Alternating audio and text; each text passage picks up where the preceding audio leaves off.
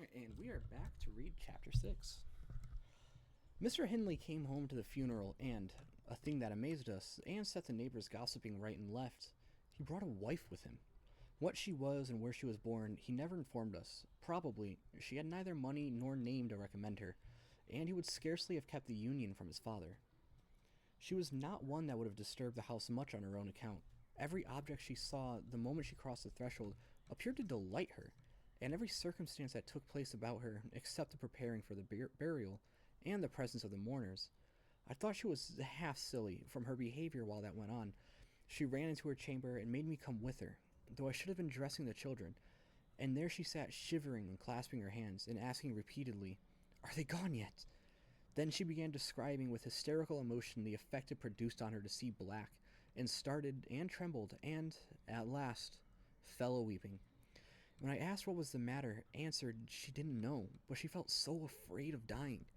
I imagined her as little likely to die myself. She was rather thin, but young and fresh complexioned, and her eyes sparkled as bright as diamonds.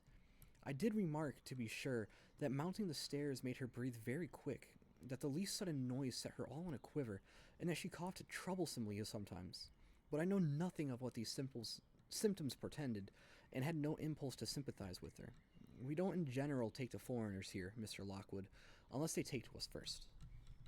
Young Earnshaw was altered considerably in the 3 years of his absence.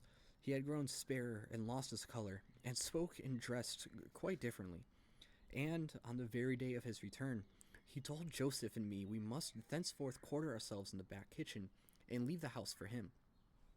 Indeed, we would have carpeted and papered a small spare room for a parlor, but his wife expressed such pleasure at the white floor and huge glowing fireplace, at the pewter dishes and delf case and dog kennel, and the wide space there was to move about and where they usually sat, that he thought it unnecessary to her comfort, and so dropped the intention. She expressed pleasure, too, at finding a sister among her new acquaintance, and she prattled to Catherine, and kissed her, and ran about with her, and gave her quantities of presents at the beginning. Her affection tired very soon, however, and when she grew peevish, Hindley became tyrannical. A few words from her, evincing a dislike to Heathcliff, were enough to rouse in him all his old hatred of the boy. He drove him from their company to the servants, deprived him of the instructions of the curate, and insisted that he should labor out of doors instead, compelling him to do so as hard as any other lad on the farm. Heathcliff bore his degradation pretty well at first, because Cathy taught him what she learnt, and worked or played with him in the fields. They both promised fair to grow up as rude as savages, the young master being entirely negligent of how they behaved and what they did, and so they kept clear of him. He would not even have seen after their going to church on Sundays. Only Joseph and the curate reprimanded his carelessness when they absented themselves, and that reminded him to order Heathcliff a flogging, and Catherine a fast from dinner or supper, but it was one of their chief amusements to run away to the moors in the morning and remain there all day. And the after-punishment grew a mere thing to laugh at. The curate might set as many chapters as he pleased for Catherine to get by heart, and Joseph might thrash Heathcliff till his arm ached. They forgot everything the minute they were together again, at least the minute they had contrived some naughty plan of revenge, and many a time I've cried to myself to watch them growing more reckless daily. And I, not daring to speak a syllable, for fear of losing the small power I still retained over the unfriended creatures. One Sunday evening, it chanced that they were banished from the sitting room for making a noise or a light offense of the kind, and when I went to call them to supper, I could discover them nowhere. We searched the house, above and below, and the yard and stables. They were invisible, and, at last, Hindley, in a passion, told us to bolt the doors, and swore nobody should let them in that night. The household went to bed, and I, too anxious to lie down, opened my lattice and put my head out to hearken, though it rained, determined to admit them in spite of their prohibition, should they return. In a while, I distinguished steps coming up the road, and the light of a lantern glimmered through the gate. I threw a shawl over my head and ran to prevent them from waking Mr. Earnshaw by knocking. There was Heathcliff, by himself. It gave me a start to see him alone. "Where is Miss Catherine?" I cried hurriedly. No accident, I hope." "At Thrushcross Grange," he answered, "and I would have been there too, but they had not the manners to ask me to stay." "Well, will you catch it?" I said. "You'll never be content till you're sent about your business. What in the world led you wandering to Thrushcross Grange?" "Let me get off my wet clothes and I'll tell you all about it, Nelly," he replied.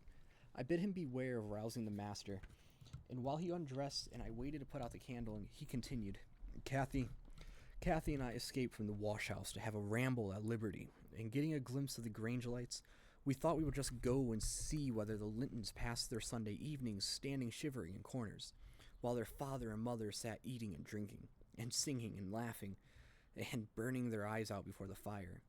Do you think they do?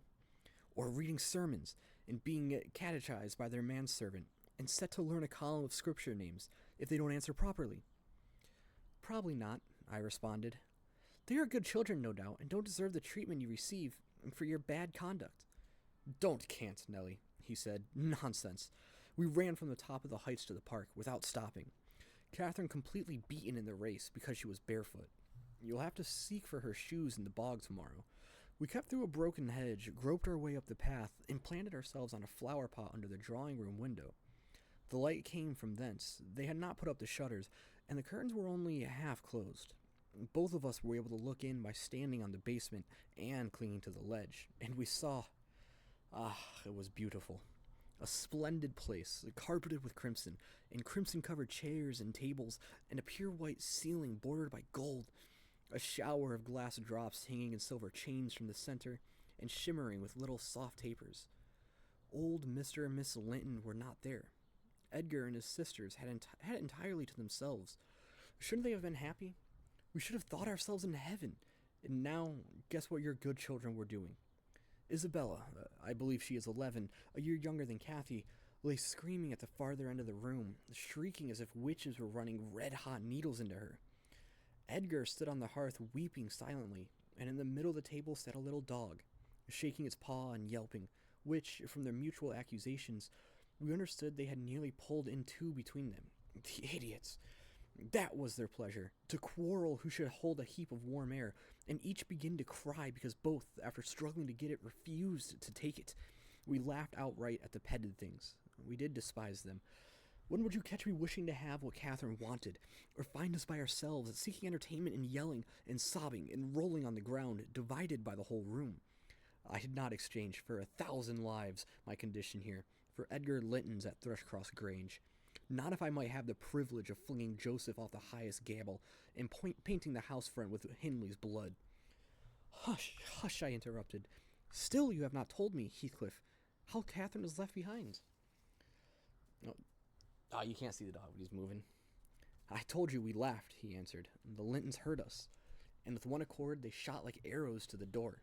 There was silence, and then a cry. Oh, Mama, Mama, oh, Papa, oh, Mama, come here, oh, Papa, oh. They really did howl out something in that way. We made frightful noises to terrify them still more, and then we dropped off the ledge, because somebody was drawing the bars, and we felt we had better flee. I had Kathy by the hand and was urging her on when all at once she fell down.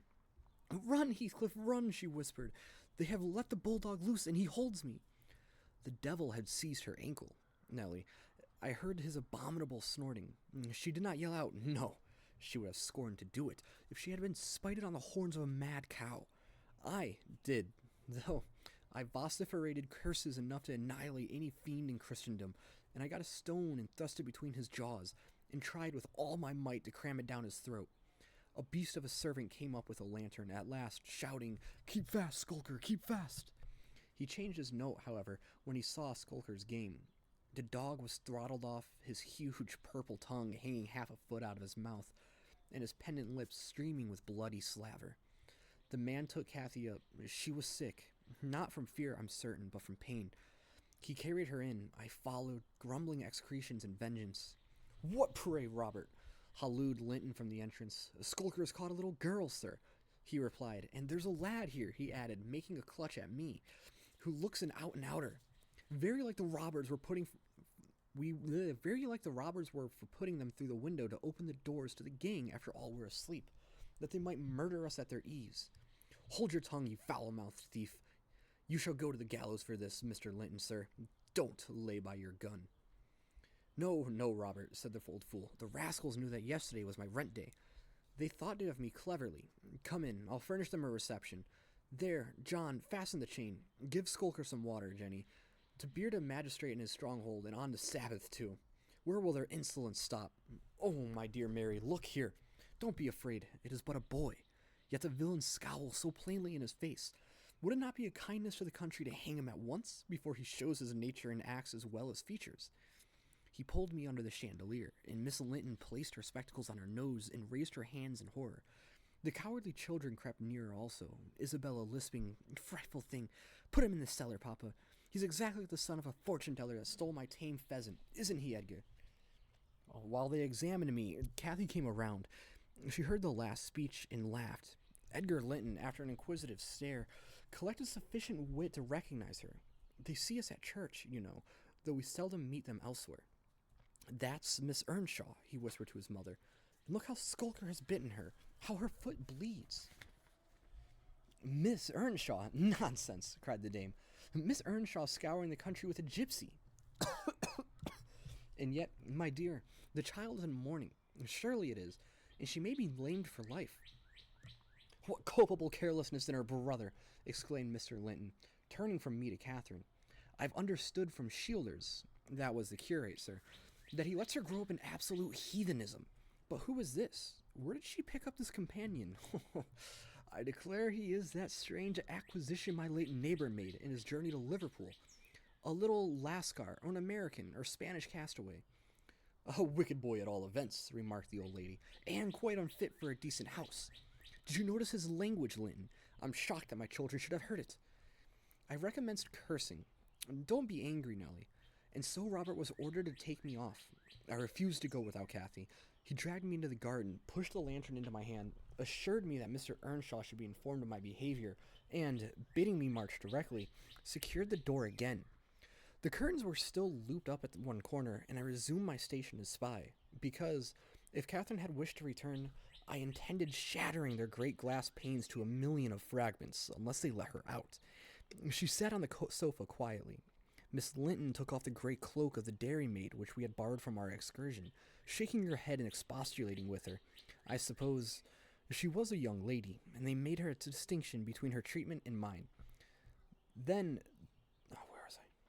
the woman servant brought a basin of warm water and washed her feet, and Mr. Linton mixed a tumbler of negus, and Isabella emptied a plateful of cakes into her lap, and Edgar stood gaping at a distance. Afterwards, they dried and combed her beautiful hair, and gave her a pair of enormous slippers, and wheeled her to the fire. And I left her, as merry as could be, dividing her food between the little dog and Skulker, whose nose she pinched as he ate, and kindling a spark of spirit in the vacant blue eyes of the Lintons, a dim reflection from her own enchanting face. I saw they were full of stupid admiration. She is so immeasurably superior to them, to everybody on earth, is she not, Nelly? "There will more come of this business than you reckon on," I answered, covering up and extinguishing the light. "You are incurable, Heathcliff, and Miss Hindley will have to proceed to extremities, see if he won't." My words came truer than I desired. The luckless adventure made Earnshaw furious, and then Mr. Linton, to mend matters, paid us a visit on the morrow, and read the young master such a lecture on the road he guided his family that he was stirred to look about him in earnest.